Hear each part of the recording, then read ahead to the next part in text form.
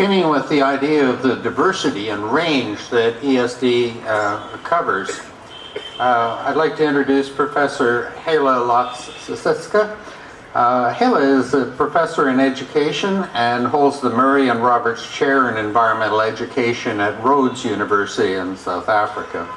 She has contributed to national and international policy on environmental ed and ESD, and received numerous awards and recognition. She's the editor of the South African Journal of Environmental Education.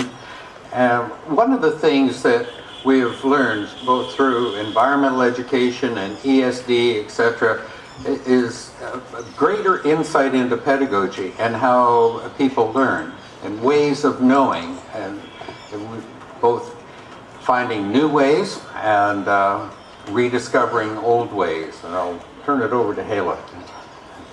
Thank you very much, Chuck. And if I could just echo the thanks to the CEE, to Kartikaya and his team.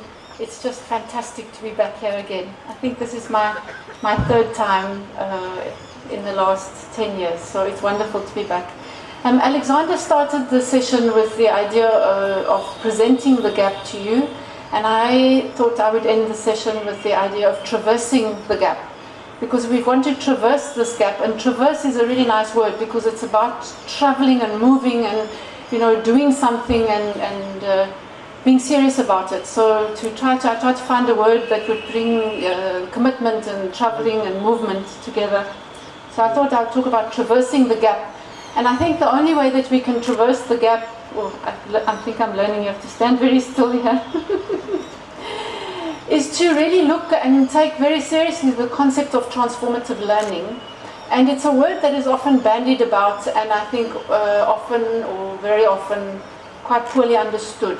And I'm so happy that Peter just presented before me and all these wonderful examples of good practice and the ethics that Sarah brought in, because I think all of that comes to the fore in transformative learning.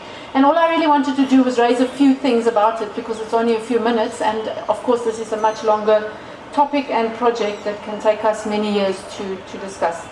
So I wanted to start with the kind of key idea here that if we want to be talking about transformative learning, we have to look at the issues of aspirations and critique, and I think Peter's raised that now too.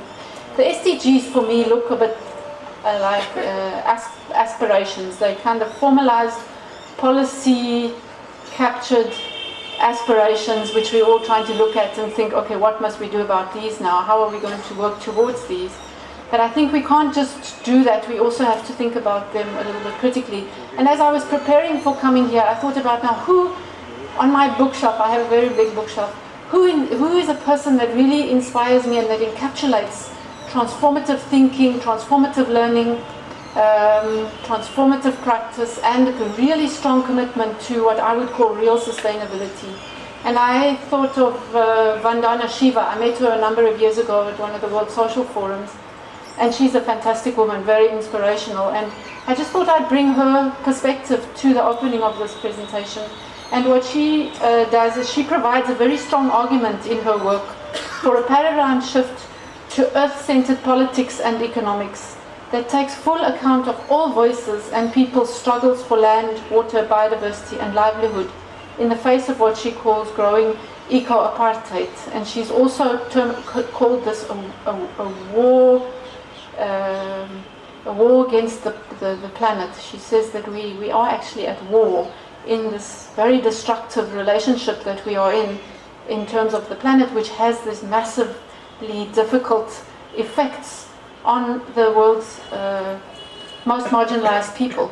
So what she talks about in her work also, which I'm also very happy to see coming up in the UNESCO book that Peter talked about, was this idea of the commons. And she talks about the reclaiming, democratic reclaiming of the commons. Now, the question that I have, and that's why I want the aspiration and the critique to be living close together, is, is there enough strength in these Sustainable Development Goals for this kind of an aspiration of a democratic reclaiming of the commons? And it's been interesting to me as I've been sitting at this conference and just listening to the many times in which people have talked about we have to revisit philosophy of education, revisit philosophy of how we think about life. And we also have to use this in rethinking the purpose of education. I'm on a very unstable platform here. But some of the things that we heard yesterday morning was we've got to put the last first. We have to look at social justice, fairness, inclusivity, the polluter pays principle that seems to have disappeared off the horizon under the expansion of neoliberal appropriations of sustainable development. The precautionary principle has also all but died. Protecting the commons, that's our air and the water that we are dependent on. Mindfulness was discussed in the Gupte's workshop the other afternoon. And I think all of these are key to understanding the full meaning of transformative learning. And we can't launch transformative learning unless we develop these perspectives. And this is big picture work, I think, as Peter also said. The second one that I wanted to talk about was knowledge when we talk about transformative learning. And if we look at the history of knowledge in education, it is based on what De Souza Santos talks about. He talks about it as what he calls it abyssal thinking in this particular book of his, which is a book on epistemologies of the South. And the subtitle there is Justice Against Epistemicide. And what he says is that abyssal thinking is a kind of thinking which distinguishes, and then it normalizes, and then it privileges some forms of knowledge. And in that same process, it excludes and it devalues other forms of knowledge, and it then renders them effectively invisible. So we don't see the knowledges of our societies in our education systems. We see a very sanitized, selected, particular form of knowledge in our education systems, and then we train teachers to reproduce that. So this is a very critical issue if we're thinking about transformative education. And he goes so far as to describe this problem as what he calls epistemicide. And he says that that's a major cognitive justice issue, and it's also a huge waste of human potential. And I think this is very, very insightful. A huge waste of human potential if we can't work with the knowledges that people have. And we're only using a small portion of the knowledge that's available to us on this planet. A huge waste of human potential. And in response, and this is what I like so much about this book, is in response he actually gives us a way of dealing with the problem. He doesn't only critique, he says, let's cultivate radical co-presence. Let's understand each other. Let's cultivate that. Let's be conscious about it. And then let's create these rich, what he calls ecologies of knowledges in our educational work. And I think that's such a lovely idea. It's such a great invitation for transforming education and learning. Then I want to just talk a little bit very quickly about transformative learning and some of the things that we know about it already, and some of the things that we don't know, and some of the things that we should probably put a lot of effort into finding out. And we know that transformative learning is very closely linked to motives, values, and interests.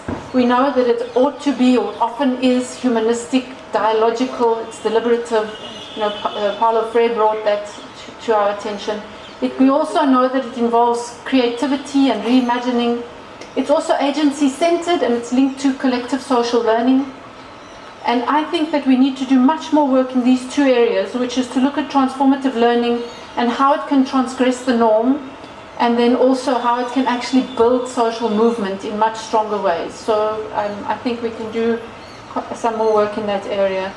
And then I think we have to look quite critically and carefully at our best available knowledge of transformative learning if we do want to traverse the gap.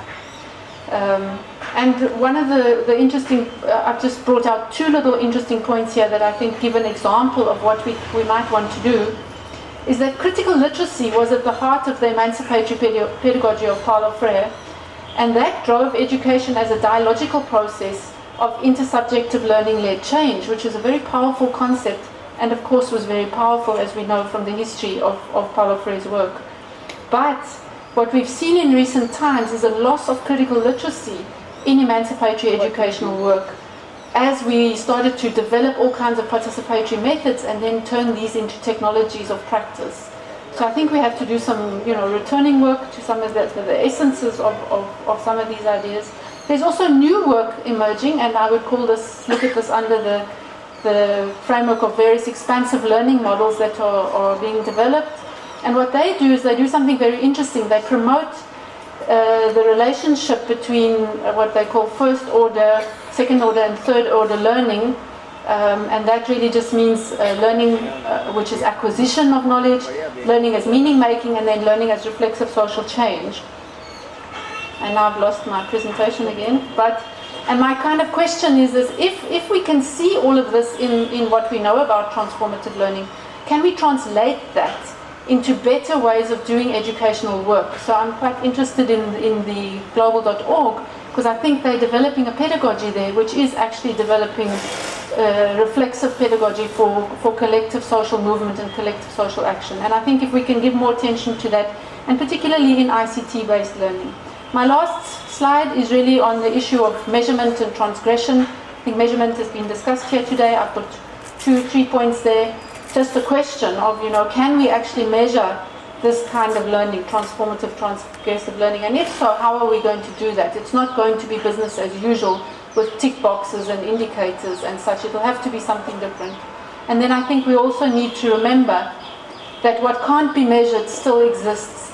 And I was reminded by this photograph here of these two children, which I took last time when I was in India, watching small children helping each other to learn water quality monitoring. And I was reminded about the teacher, what the teacher was doing, and these children and how they were working together. And I just thought, now how can you measure the importance of the smile or the passion of a good teacher or the kindness and the collaboration amongst children? And I think my final word is that we shouldn't lose these important qualities of transformative learning and education as we look at questions of measurement. So thank you very much. Thank you for that chance.